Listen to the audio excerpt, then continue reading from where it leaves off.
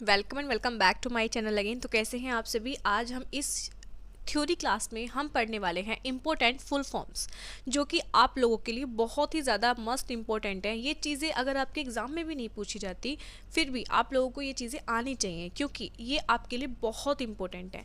वैसे एग्ज़ाम में एक दो चीज़ें पूछ ली जाती हैं, इसलिए आपको पूरी वीडियो देखना ज़रूरी है। कुछ फुल फॉर्म्स ऐसी हैं जो आपके लिए नीडेड है और कुछ ऐसी हैं जो इसमें सिर्फ दी गई हैं लेकिन आपके लिए नीडेड नहीं है। वो मैं आपको बता दूंगी, ज़्यादा टाइम मैं आप लोगों का नहीं लूँगी इस वीडियो में, लेकिन फिर भी मैं आपके लिए जो इंपॉर्टेंट चीज़ें हैं वो अच्छे से कवर करा दूँगी। तो इसलिए इस वीडियो को लास्ट तक देखना है और पूरी देखना है, ठीक है। बिल्कुल भी लापरवाही नहीं करनी है, स्किप नहीं करना है, ठीक है। तो इसलिए वीडियो को लास्ट तक देखें और बने रहें, ठीक है। अभी हम स्टार्ट करने वाले हैं। जो जो इम्पोर्टेंट है वो मैं बताऊंगी और जो इम्पोर्टेंट नहीं है वो मैं आपको अवेयर कर दूंगी। ओके, आगे बढ़ते हैं।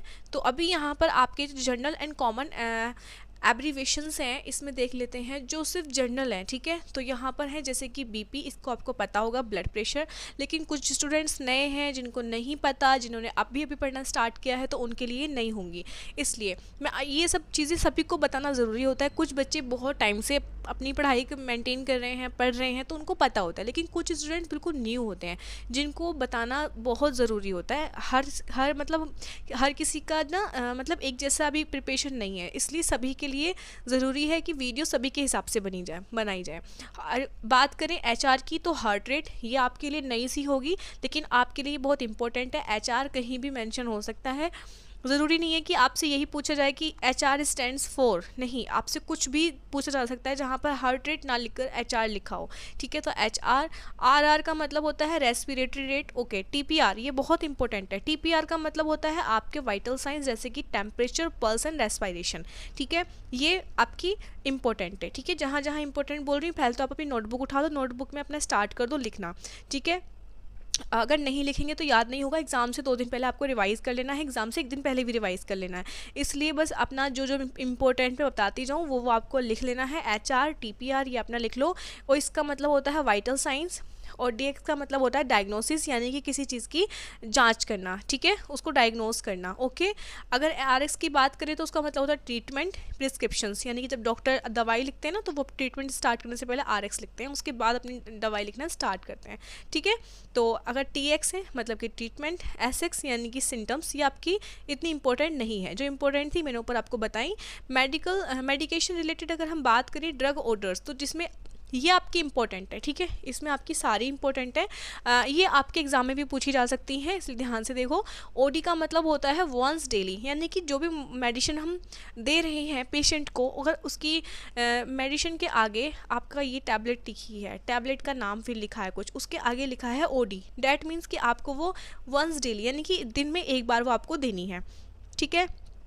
बात करते हैं बीडी की। अगर आपकी मेडिसिन के आगे बीडी लिखा है यानी कि आपको ट्विस डेली, यानी कि आपको दिन में 2 बार देनी है, यानी कि सुबह शाम, ठीक है। टीडीएस यानी कि 3 टाइम डेली, ठीक है।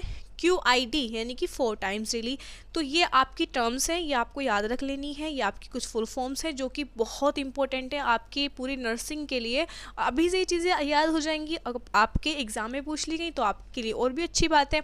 और बहुत ज़्यादा ह्यूज डिमांड थी इस वीडियो के लिए कि दीदी एक प्रॉपर वीडियो बना दीजिए फुल फॉर्म के ऊपर, तो मैंने इसके लिए प्रिपेयर किया आपके लिए PDF और मैं अपलोड कर रही हूँ। एग्ज़ाम में बहुत ही कम टाइम बचा है, आप बस जल्दी जल्दी स्पीड बढ़ा के वीडियो देख लो, स्किप मत करना बस। लेकिन जो चीज़ें इंपॉर्टेंट बता रही हूँ वो अपना नोट डाउन करते चले जाओ, ये आपकी बहुत इंपॉर्टेंट है।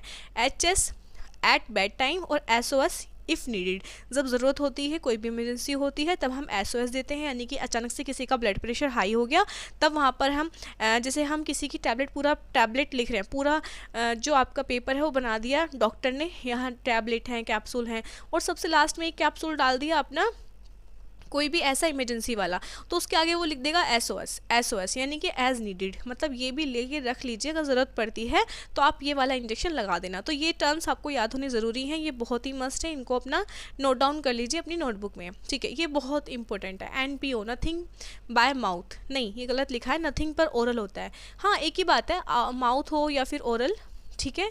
नथिंग पर ओरल यानी कि आपको खाने के लिए कुछ भी नहीं देना है। अगर आपके डॉक्टर के प्रिस्क्रिप्शन में ये लिखा है कि NPO, या फिर आपने रिपोर्ट कर दिया कि हाँ इस पेशेंट को आपको NPO रखना है, यानी कि नथिंग पर ओरल, यानी कि ये बाय लिखा है, नथिंग पर आएगा, ठीक है, नथिंग पर ओरल, यानी कि आपको बिल्कुल खाली पेट रखना है, पेशेंट को कुछ भी नहीं देना है। ये चीज़ें होती हैं जब आपकी सर्जरी परफॉर्म की जाती है, सर्जरी से पहले पेशेंट को एनपीओ पर रखा जाता है।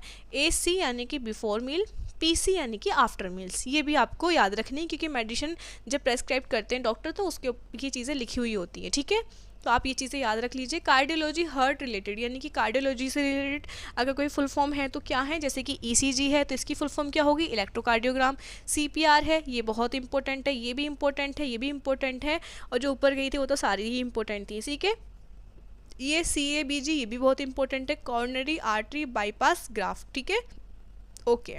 इसमें MI इंपॉर्टेंट है, मायोकार्डियल इन्फेक्शन यानी कि हार्ट अटैक, ठीक है, ओके। जो हमारे हार्ट की इनर मसल्स एंड होती हैं उनमें इन्फेक्शन आ जाता है, ठीक है, वो डेड हो जाती हैं। AF एट्रियल फिब्रिलेशन, ठीक है, ये इतनी मस्ट नहीं है।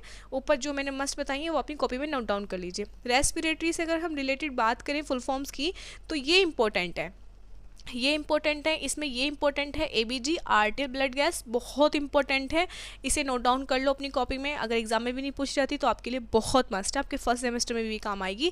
लेकिन फिर भी एग्जाम में क्या पूछ लिया जाए कुछ पता नहीं है, इसलिए आप सभी चीज़ें अगर आपके दिमाग में रहेंगी, आप एक वीडियो देख लेते हो फुल फॉर्म के ऊपर, तो फुल फॉर्म से रिलेटेड कोई भी आपका क्वेश्चन गलत होगा ही नहीं।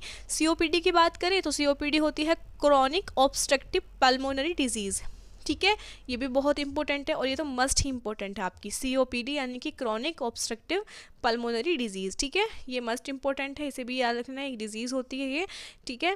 आगे बढ़ते हैं। न्यूरोलॉजी, अगर न्यूरोलॉजी से रिलेटेड हमारी फुल फॉर्म्स होती हैं तो कौन कौन सी होती हैं, CNS, एक होती है PNS। CNS यानी कि सेंट्रल नर्वस सिस्टम, और जो PNS होती है वो होती है पेरीफेरल नर्वस सिस्टम, ठीक है, पेरीफेरल नर्वस सिस्टम और CNS सेंट्रल नर्वस सिस्टम, ठीक है, ये आपकी इंपॉर्टेंट है। और एक आपकी इंपॉर्टेंट है CVA सेरेब्रोवास्कुलर एक्सीडेंट स्ट्रोक, इसे कहते हैं हम स्ट्रोक, ठीक है, और इसकी जो फुल फॉर्म होती है वो आपकी ये होती है, ओके। अगर हम लैब टेस्ट की बात करें तो ये आपके लिए सारी इंपॉर्टेंट है। CBC यानी कि कंप्लीट ब्लड काउंट, HB यानी कि हीमोग्लोबिन, TLC यानी कि टोटल लिकोसाइट्स काउंट, DLC यानी कि डिफरेंशियल लिकोसाइट काउंट, ESR यानी कि एरिथ्रोसाइट सेडिमेंटेशन रेट, ठीक है, ये आपकी लैब टेस्ट से रिलेटेड है, ये सारी इंपॉर्टेंट है यहाँ तक, ठीक है, तो आप इनको भी लिख लेना। और हाँ, ये भी RBS यानी कि रैंडम ब्लड शुगर, जब हम RBS लिखा होता है कहीं पर, अगर हम किसी का ब्लड शुगर चेक करते हैं तो वहाँ पर RBS लिखा हो सकता है, ना कि random blood sugar, full form में ना लिख के शॉर्ट फॉर्म में भी लिखा हो सकता है। अगर हम हॉस्पिटल के एरियाज और डिपार्टमेंट की बात करें, ये इंपॉर्टेंट है, यहाँ से क्वेश्चंस पूछे जाते हैं, यहाँ से क्वेश्चंस कई बार आए हैं। ICU आपकी कई बार आपके एग्जाम में पूछी गई है, आपके UPSC नेट एग्जाम में। अभी थोड़ा लेवल इंक्रीज हो सकता है तो उस हिसाब से अगर ना पूछी जाए तो कुछ नहीं कह सकते, फुल फॉर्म चेंज भी हो सकती है, तो कुछ और फुल फॉर्म पूछी जा सकती है, लेकिन ये जो आपके एग्ज़ाम में पूछी जाती हैं यहाँ से आती हैं फुल फॉर्म्स, ठीक है। तो मैंने और भी थ्योरी की क्लासेस अपलोड कर रखी हैं, पूरा प्लेलिस्ट है, जाके वहाँ चेक कर सकते हैं। लेकिन बहुत सारे बच्चे हैं उनको देख चुके हैं, लेकिन जो नए बच्चे हैं उनको बता रही हूँ, पूरी प्लेलिस्ट आपको मेरे चैनल पर मिल जाएगी। उस प्लेलिस्ट में 6 वीडियो ऑलरेडी हैं और ये 7 आपकी क्लास है, तो यहाँ पर आपको इसमें जितने भी अगर कोई भी और रह गया है कोई भी टॉपिक, तो आप मुझे कमेंट कर देना, मैं उस कमेंट पे बना दूंगी वीडियो, क्योंकि मैं भूल रही हूँ, बहुत सारे कमेंट मैंने कवर कर दिए हैं लेकिन कुछ रह गए हैं, तो आप लोग मुझे रिमाइंड करा दें ताकि मेरे दिमाग में वो चीज़ें आ जाएँ और मैं फिर से वीडियो बना दूँ, क्योंकि एग्ज़ाम में बहुत कम टाइम है तो आपको मेरी हेल्प करनी पड़ेगी। और हाँ, चैनल को सब्सक्राइब कर देना, क्योंकि आगे भी आपकी इसी तरह से हेल्प होती रहेगी। आपको किसी भी चीज़ की प्रॉब्लम हो, कोई भी डाउट हो, तो आप कॉमेंट कर सकते हैं, उससे रिलेटेड आपके पास तक वीडियो या फिर कॉमेंट का रिप्लाई पहुँच जाएगा, ठीक है। वीडियो को लाइक कर देना और बाकी एक प्यारा सा कमेंट तो आप हमेशा ही करते हो। बात करते हैं NIC की, तो न्योनेटल इंटेंसिव केयर यूनिट, ठीक है, PICU paediatric intensive care unit, आपको याद क्या रखना है, इंटेंसिव केयर यूनिट, ये एग्जाम में पूछी गई थी। बात अगर N से है न्यूनेटल और P से है पीडियाट्रिक, OPD यानी कि आउट पेशेंट डिपार्टमेंट, ये एग्जाम में पूछी गई थी। और IPD इन पेशेंट डिपार्टमेंट, और ER यानी कि इमरजेंसी रूम, तो ये आपकी सारी इंपॉर्टेंट है, आपका पूरा टॉपिक ही इंपॉर्टेंट है ये। आगे बढ़ते हैं, नर्सिंग एंड पेशेंट केयर से रिलेटेड है यहाँ पर। ADL activities of daily living, ये नहीं है इंपॉर्टेंट, ओके, इन्हें स्किप करते हैं। PDF आपको मेरे टेलीग्राम चैनल पर मिल जाएगी, वहाँ से एक बार और देख लेना, ठीक है। तो लेकिन इसका एक आपको नोट्स अपने कॉपी में बना लेना है, क्योंकि आप जब एग्ज़ाम से पहले जाएंगे तो आपको अपनी नोट्स ही खंगाल लें, ना कि आपको PDF देखनी है, ठीक है। इंजेक्शंस की बात करें अगर रूट्स की, तो IV होता है आपका इंट्रावीनस, ठीक है। IM होता है इंट्रामस्कुलर और SC होता है सबक्यूटेनियस, ID होता है इंट्राडर्मल और IV फ्लूइड्स क्या होते हैं, इंट्रावेनस फ्लूइड्स। ठीक है, ये आपके बहुत मोस्ट इंपॉर्टेंट फॉर्म्स हैं अपनी, इन्हें भी देख लेना आप। ठीक है, जो इंपॉर्टेंट बता रही हूँ वो इंपॉर्टेंट ही है, एक पेपर पे ही आ जाएंगी, ज़्यादा पेज भी आपके नहीं भरने वाले हैं। ठीक है, ओके। ऑर्थोपेडिक सर्जरी, ऑर्थोपेडिक और सर्जरी यानी कि यहाँ पर बोन से रिलेटेड है, तो इसमें आपका AKA यानी कि अबव नी एम्पुटेशन और BKA यानी कि बिलो नी एम्पुटेशन। यानी कि एम्पुटेशन का मतलब होता है किसी भी वहाँ पर एक अलग से जो उस पार्ट को कट करके नकली आपको वहाँ पर फिट करना है। आपका कोई भी जैसे लेग है, किसी की लेग में प्रॉब्लम हो रही है तो वहाँ से आपको कट करेंगे नी के नीचे और वहाँ पर उसको एम्पुटेट कर देंगे, यानी कि वहाँ पर आपको नकली जो है आपका पैर लगा देंगे, यानी कि उसको कट कर देंगे, यानी कि इतना इन्फेक्शन इंक्रीज़ हो गया कि उसको कट करने की नीड पड़ गई है। तो फुल फॉर्म इसकी ये है बिलो नी एम्पुटेशन और अबव नी एम्पुटेशन। ORIF ये इतना इम्पोर्टेंट नहीं है। OT है ऑपरेशन थिएटर, इसको तो आप पढ़ ही लेंगे। मेडिकल कोर्सेज की अगर हम बात करें तो MBBS की फुल फॉर्म क्या होती है, bachelor of medicine and bachelor of surgery. ठीक है, और BSc नर्सिंग की फुल फॉर्म अगर आपसे पूछ ली जाए तो bachelor of science in nursing, ये इंपॉर्टेंट है, आपके एग्जाम में ये पूछी जा सकती है। GNM की फुल फॉर्म कई बार पूछी गई है, ANM की फुल फॉर्म भी कई बार पूछी गई है, तो आपको सारी फुल फॉर्म देख लेनी है। BDS की बैचलर ऑफ डेंटल सर्जरी। ठीक है, BMI क्या होता है, बॉडी मास इंडेक्स। HTN ये इंपॉर्टेंट नहीं है, इसे कोई नहीं पूछेगा। DM डायबिटीज़ मेलाइटस, एड्स की और HIV की बहुत मस्ट इंपॉर्टेंट है, इन्हें आप रट लो रट लो रट लो। अपने नोट्स अभी तक तुमने बना लिए होंगे, नोट्स ही सबसे ज़्यादा मस्ट हैं। जितने भी इंपॉर्टेंट आपकी फुल फॉर्म्स थी मैंने यहाँ पर वीडियो बना दी आप लोगों के लिए। अगर कुछ और रह गया हो या कोई मिस्टेक हो गई हो तो आप मुझे एक बार इन्फॉर्म कर देना, मैं उसमें इम्प्रूवमेंट करूँगी, क्योंकि गलती कर करके ही इंसान सीखता है। मुझे इस बात में बिल्कुल भी शर्मिंदगी नहीं होगी कि आप लोग मेरी कमी निकालें। मैं खुशी होती है कि हाँ ठीक है, एक और गलती मुझे मिली और मैं इस पर आगे काम करूंगी।